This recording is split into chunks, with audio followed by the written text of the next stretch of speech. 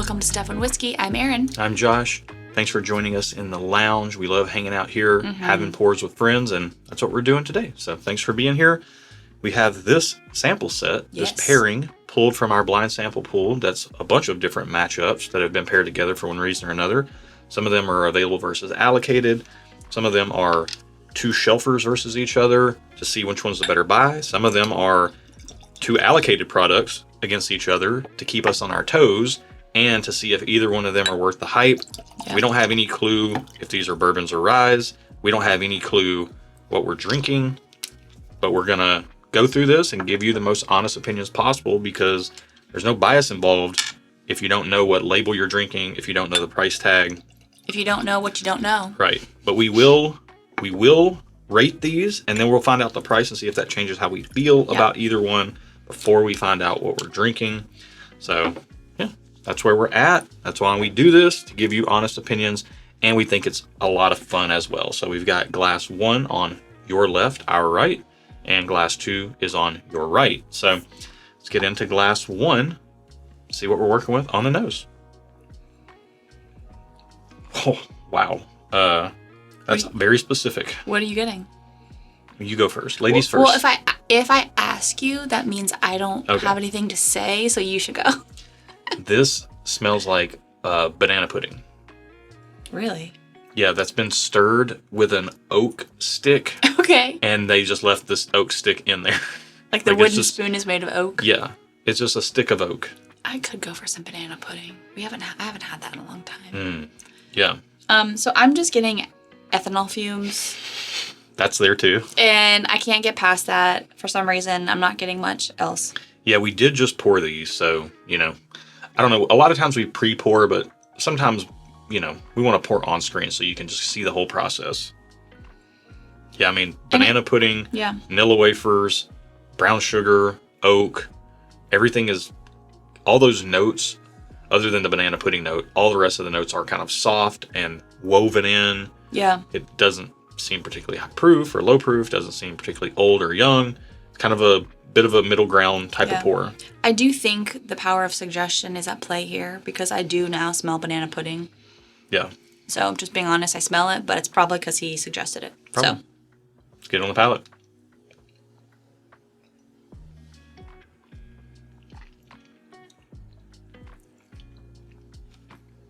Okay. All right. So I'm getting kind of a nuttiness. Like a banana bread? No banana. Really? Yeah. I'm getting more like a nut. Would you say it's like a sweet walnut flavor? Because that's what I'm kind of getting. I'm kind of getting a carbonated beverage, kind of borderline cherry cola, but that's been watered down. Like the ice has melted and it's come up to room temperature. On the finish, I'm getting that. And then I'm getting this kind of sweet walnuttiness. Perhaps. I don't know my nuts well enough to differentiate. Yeah, this could be like a Brazilian nut, or perhaps... I mean, I'm more familiar with almonds and peanuts. It's not an almond. And it's not really peanutty. I do know. It's kind of like a pine nut. I do like pine nuts. I know pine nuts. Yeah, I'm gonna go with a pine nut. Okay. That's what I'm going with. I'm sticking with what I said. Okay. I think the finish, it's a little thin. If I had a critique on this pour, enjoyable flavor profile, but a little thin on the palate, a little watery. The finish is still going. But the finish, I was about to say, yep, we're tracking.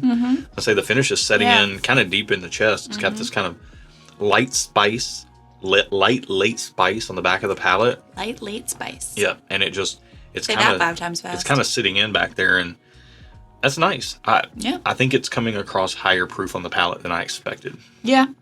You had mentioned ethanol on the nose on glass 1. I got that on the nose. You get it on the palate? I think it comes across as the finish, the spice in the finish. It's like there's a little heat threaded through there, it's but not nothing bad. too bad. Yeah, let's get into glass 2 and see how it compares. Glass 1, pretty enjoyable.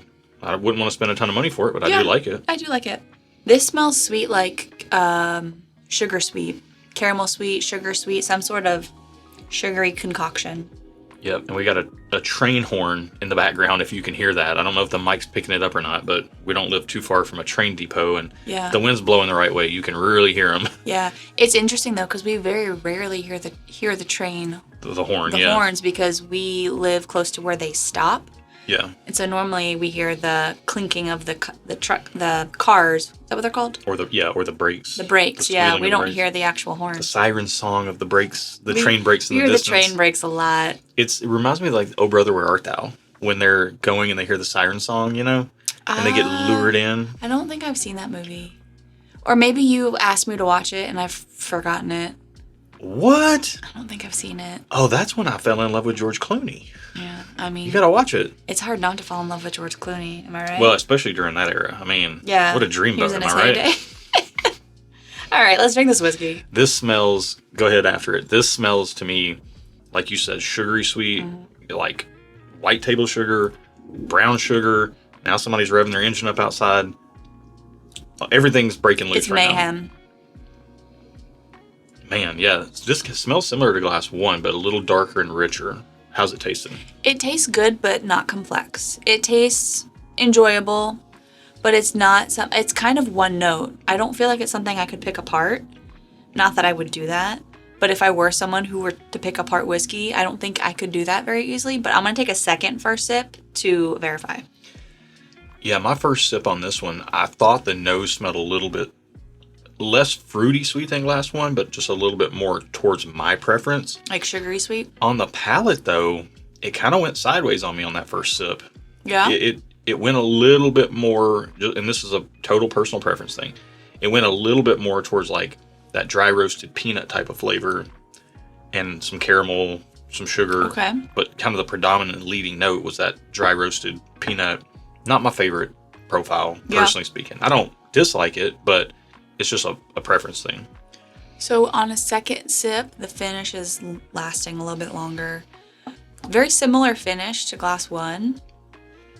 I don't know. They don't taste the same, but they kind of taste similar. And I know that doesn't make sense. They have a very similar experience. Yeah, maybe that's what it is. The experience is similar. The flavor profile different. Yeah. Experience very similar. That kind of a little thin. If I had to critique it, not quite my tempo, a little thin, but You like that thick whiskey. I like a nice thick whiskey.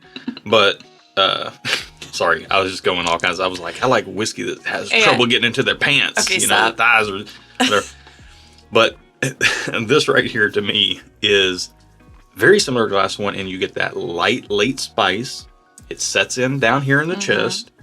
The finish sticks around for a while. It's not huge. It's not a huge epic finish, but it hangs out. It's camping out. It's not an unwelcomed finish. Like it's nice. Yeah. Okay, so I have new nosing notes. Go ahead. Glass 1, bacon. Glass 2, sweet tea. Sticking with that. All right.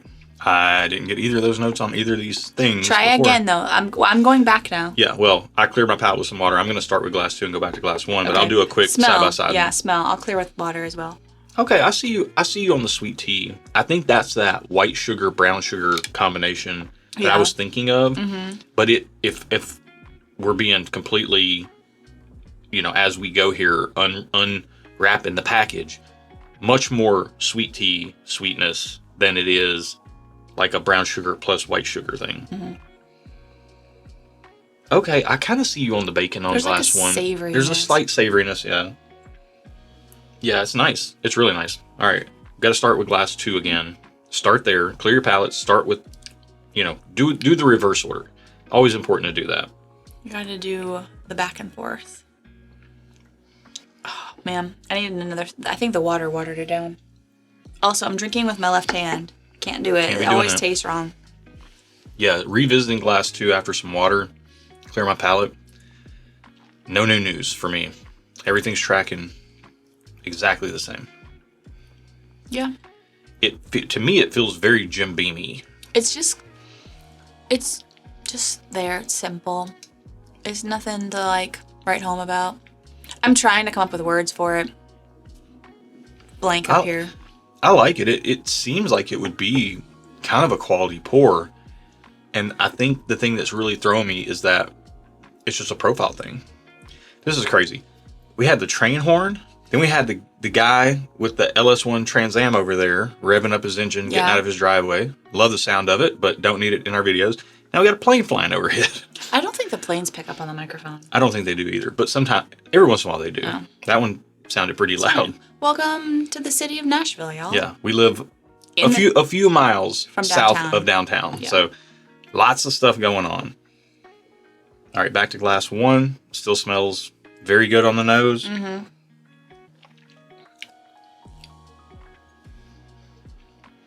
This is light, but I think I like whatever flavor this is a little better. Yeah, this is open and shut for me. I prefer glass one. Yeah, I think glass two kind of became more nutty. Yeah. Like more dry. Like almost kind of like I was licking peanut shell.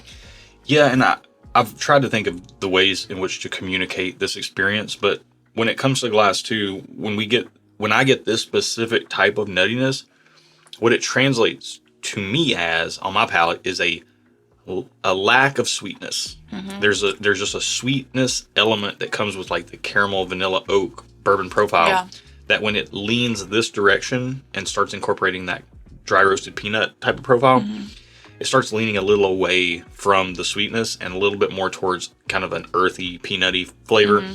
And I don't mind it. I'm not mad at glass two at all, but I definitely am with you. I do prefer glass one by a pretty clear margin. I do prefer glass one, but that being said, it's still not my ideal flavor profile. So I'm going to give this thumbs up, and I'm going to give glass two just okay. But glass one, in this head to head, this is the better glass to me, and I do enjoy it. And in this head to head, I would want a bottle of this over a bottle of this. But honestly, I probably wouldn't care if we ever did get a bottle of this. It's enjoyable. It's more enjoyable than glass two. It's not unenjoyable, but I don't necessarily have to buy it. That's fair. Yeah. I'm not into dissimilar of a place, to be honest with you. I think I'm going to go thumbs up on glass one and just okay on glass two. Mm-hmm. Right there with you. Mm-hmm. Super distracted. Another plane. It's fine. Just keep going. Just keep rolling. So yeah, that's where we're at. We're doing uncut videos now, so you get it all. And so you get Josh's easily distractible. He is like a puppy dog. But yeah, glass one, I really enjoyed it. It kind of actually strikes me like something like a Calumet 16. So if this is, I don't know. It's pretty light and soft though. So I hope it's not 16 years old. But here's the thing: if you like Calumet 16 and you're looking for something that's comparable to that flavor profile, but you don't want to spend $150 on a bottle, and this is cheaper and easier to find, buy this. Watch both of these be like so expensive. It's in that vein. And then glass two is kind of reminding me of something like a Jim Beam special release, like a Knob Creek 18 or maybe like a Knob Creek 12 or something like that. I have no clue what this matchup could be. They both seem kind of like legacy bourbon. Both generally good, equal footing and quality. Yeah. I want to stress that. I don't think one is at like a higher quality than the other. Yeah. If they are, it doesn't come across to me on the palate. Right. So the difference you're seeing in our ratings is not that we think glass one is miles better than glass two. We just prefer it flavor-wise. But quality-wise, they're tracking. Yep. So price, let's find out the price of our preferred pour, glass number one, number 74 in our pool. $35. That's appropriate. Oh, I might go 2 thumbs up on that. That's appropriate for what I tasted. I mean, I'm not mad at it. Is that Cooper's Craft 100? I'm staying just okay though, or thumbs up, because it's still like, I don't have to have it. Like, it's fine. I don't want to clutter my shelves. For $35, I'm trying to think in my head of bottles that are $35 that I like more than that. Maybe a good batch of Early Times Bottle and Bond. Yeah. Is that like a couponer buying something they don't need just because they have a coupon for it though? No. I'm just saying, like, comparably speaking, what's $35 or less that's better than that? I don't know.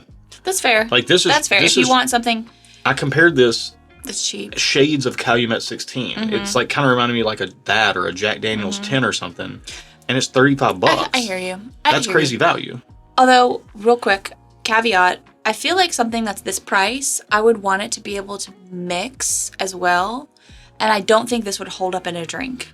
in a mixed drink. I think it's that's too fair. light. I think you would lose the alcoholness of the drink. That's fair. This would be like a game day sipper, Yeah. a movie sipper, or something like that for me. If I buy cheap whiskey, I need it to drink good, like neat, but I also need it to mix. All right, what's our price on glass number 2, number 73? $35. Oh, okay. All right. What? I'm saying just okay. It's not my favorite. It's fine. It's just okay to me. I can take it or leave it. Man, this is okay. This again, we've said it so many times. We're rehashing things. It's a profile preference thing. You're staying thumbs up on glass 1, just okay on glass 2. I'm going 2 thumbs up on glass 1. Tremendous value for the quality of what you're getting, and I can't think of much else that I like more than that for the price. Okay. So cool. For 35 or less, that's my pour. Glass number 2, even at $35, I'm gonna stay just okay. Yeah. I don't really need a bottle of it. It's not bad. And that comes down to flavor profile preference. I would buy a bottle of it, and if I bought it, I would drink it, and it would be fine. It would probably work great in cocktails, but I wouldn't buy another bottle of it, personally speaking. Okay, fair enough. So, all right, let's find out what we're drinking. Let's start with glass number 2, our least preferred pour, number 73 in our pool. Oop. Jack Daniel's Bonded. Glass number 2 is Jack Daniel's Bonded? Yes. 73? Yes. It's so nutty. It's 100 proof. What's glass number 1? Jack Daniel's Bottled in Bond. Also 100 proof. And the Bottled in Bond is thanks to Barry Hawk. Barry, thank you so much, man. Barry gave us a bottle of this. It was very kind of him. All right, so many things are making sense now. Make it make sense. Yeah, so Jack Daniel's Bonded is within the last couple of years a new to market product that they put out. 100 proof. It is a bottled in bond product. It's bonded. So I don't know the relative age of it. Okay. But it's its own product and profile within the Jack Daniel's portfolio. Okay. Jack Daniel's Bottled in Bond is a travel exclusive, or for Barry's case, a military, like you can get it at military bases. Bases, yeah. Okay. So that's how Barry gets this. Gotcha. I think it's a liter bottle for $35, but I think the bonded might be a liter bottle for $5 as well. Great value. I think this all tracks. Like, I don't remember Jack Daniel's Bonded being this dry roasted peanutty, but peanutty or nuttiness is a thing that has showed up in Jack Daniel's whiskey for a lot of people's palates. Okay. This is why we taste blind, so that I'm not, knowing the whiskey nerd notes and just repeating them, parroting them. Right. I would never get past them personally. Correct. You wouldn't. Jack Daniel's Bottled in Bond is essentially Old Number 7 cranked up to 100 proof. Oh, okay. And it might, I don't know about age-wise or whatever. Honestly, the Bonded might have more age on it, but the profile is similar, as we noted, but different. Yeah. So, if you know somebody on a military base or you're traveling and you see the Bottled in Bond, it's worth buying. It's worth buying and trying because of the price. I think if it was higher price, I would say probably not. But yeah, it's not a bad value. My only caveat with this is I don't think it would hold up in a mixed drink. Yeah, I wish they would.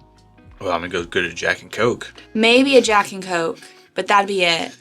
I wouldn't put it in something that has multiple things. Man, they should really release this Bottled in Bond to everybody. But look, if you're going to have a special product that's a travel exclusive or a military base exclusive, and it's also affordable so that somebody traveling or on a military base could buy a few or buy them as gifts or something, pretty cool bottle for Jack to put out. Yeah. Just wish it were more available, but them's the breaks in the whiskey game. We have some family in the military. We do. We might be able to get some. Gotta get them on base. Start stocking the shelves with this stuff. It's good. It's really good. Yeah.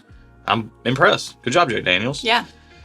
Good job for you for watching this far in the video. Thanks for being here again. You can check out our Patreon community if you want to get plugged into a great online community of awesome people, good people who like good whiskey.